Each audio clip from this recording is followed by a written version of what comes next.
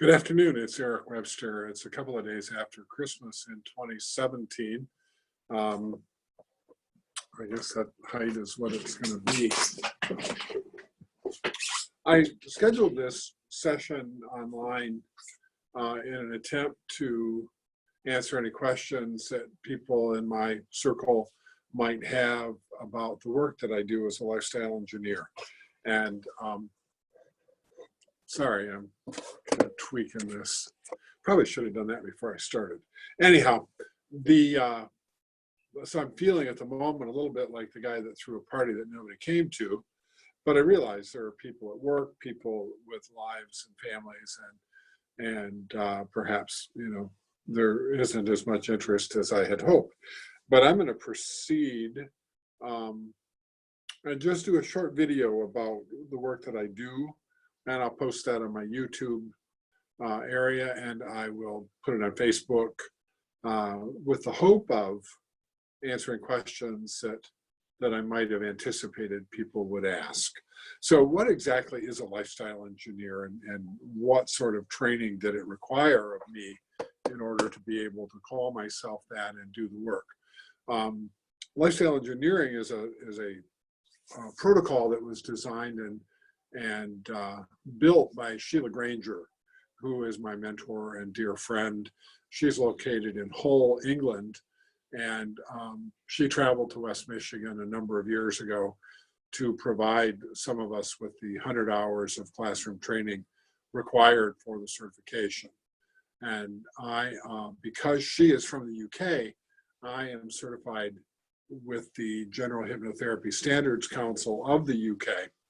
And any and all of the domestic accreditation agencies in the US with a registration check and a copy of my certification from the General Hypnotherapy Standards Council will recognize me as well. And I have done that with a couple of domestic accreditation agencies, but truly it's about writing the check, and it doesn't necessarily add anything, doesn't add any additional knowledge or skills beyond what I already have. So it is a hypnotherapy-based practice, and there are very few behavioral areas where the work that I do cannot be impactful. Probably the protocol that I work with the most is one that's known as the Virtual Gastric Band. And as the name implies, it's as if you're having the gastric band surgery, except there's no surgery. I basically have a conversation with your subconscious mind after I get you into an incredibly relaxed place. And I convince that subconscious mind that is the device that really does drive the bus in every area of our lives. Convince that subconscious mind that a band has been put around your stomach, creating a small pouch, thereby helping you to reset your relationship with eating and with food. And clients find that it's an incredibly small amount of food that you actually need in order to keep your body healthy and happy. And everything else that we put in on top of what we need just turns into fat and sludge and makes us feel bloated and miserable. So over the years that I've been doing this, and as Sheila has taught it, over the more years that she's been doing this work, we've discovered that very few people actually eat because they're hungry. Eat because they're bored, they're mad, they're lonely, they're frustrated, they're, whatever, pick an emotion. For myself, I got north of 300 pounds in earlier days. And I realized that the feeding frenzy that I went on every night from supper time until bedtime was about putting food on top of what I was feeling because I didn't want to feel it. And so every night as I'd go to bed, I would be grossly bloated and feeling miserable. And then I would beat myself up about that and feel, if possible, I don't know that it was possible, but it would feel even worse about myself and my lack of self-control. But when I realized what I was doing and quit doing it, the outcome was completely different. so, so give a thought about what are the things that drive your eating. And if it's other than because you're hungry, then the work that I do can help with that. It's about being mindful. And a lot of the conversation that I have at the first session with new clients is about what their life looks like and what's going on and how they feel when they eat, and if there are foods that perhaps the food has taken control and they open a bag of chips and can't stop until the bag is gone, or they sliver a pie or a cake in its entirety without ever really sitting down and having a piece. Or they're always reading or doing email or watching television or completely distracted while they're eating, and therefore their mind and their body aren't talking to each other at all. And so they eat right through that signal about, okay, I've had enough now. And that's how you get to that misery of eating way too much food. And so that work, the virtual gastric band part is really going in and resetting a relationship with food and with eating.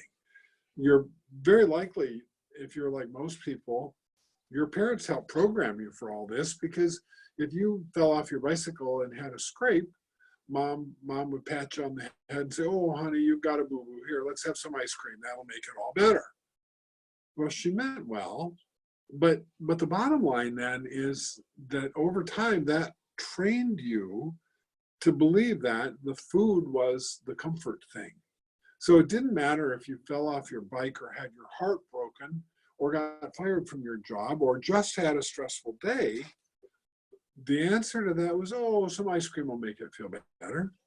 And then the other thing that our parents did, and again, well-meaningly, despite the outcome that it created, is clean up your plate. You'll be a big boy. So then are we surprised when our boys grow up to be big boys or our girls grow up to be big girls? They've been programmed for that. The Clean Plate Club taught us as children to ignore the signs from our body that we were comfortably full. And we ate then for the praise of our parents of, oh, what a good boy, you ate all your food. Oh, here, have some dessert. So it sort of compounded that programming into a really troubling outcome for a lot of people. But yet, parents still do that, and adults still fail many times to recognize that that's how they really were programmed. So this is about reprogramming that. So in clinical trials in the United Kingdom, the virtual gastric band was proven to be 95% effective. So out of every 100 people, that means that 95 people got positive results with it. My own personal experience, I don't have data to give you that sort of a percentage, but I know that my so-called biggest loser was my very first client. And marvelous man, he's a friend now. His wife also went through the process with me and was very happy and successful with the results. They are both on my website at redefiningsuccess.net. If you've not been there, please go click around. But Monty, the husband, dropped 75 pounds. And he had yo-yo dieted. He'd done every diet known to man, and he would lose the weight. And then over time, he would gain it all back and more. And typically, that's what happens with diets, because they're deprivation-based largely. Many of them are not sustainable in terms of you can't do this every day for the rest of your life. And so they again sort of program you for failure. And this time of year, around the holidays, of course, all those weight loss programs are advertising on television. They're new, better, easier. You can eat anything you want, blah, blah, blah. Yep. And as long as you stay exactly on their program, there can be some success. But most people get so tired of feeling deprived, they can't eat their favorite foods, or everything tastes like cardboard or whatever it is, that they go off the wagon. And many times they'll go off the wagon for a meal, And then their attitude can become, well, I've blown the week, I'll start up again on Monday. And it can turn into a week-long feeding frenzy, which is sort of counterproductive. I subscribe to the theory that every moment gives us the opportunity to begin again. And so because I'm human, I'm so incredibly human, if I eat something that isn't ideal, or if I eat too much in a meal because I'm having such a good time and the food is so good, rather than going on a week-long or month-long feeding frenzy, I'm inclined to say, okay, I did that, and not beat myself up and go, I'm back, and begin again.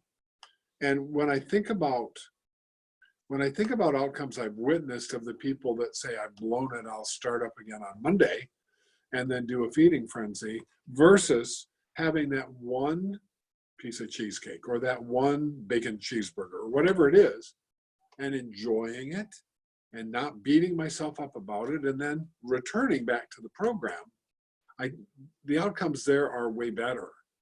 One client called me quite a while ago now and said, hey, Eric, I think I need to get in for a little tune-up. I said, great, let's get it scheduled. And so we scheduled it at their next opportunity, which was a few days away. And I said, okay, I'll look forward to seeing you then. Called me the next day and said, you know what, I don't need to come in. I was thinking about it last night, and I realized that I wasn't doing my part. I had stopped listening to the recording. I had stopped eating mindfully. I had started to ignore that signal again. And when I realized that, it's like, okay, I'm back. So let's cancel that appointment, and I'll let you know if I need to come back in. Haven't heard from him since.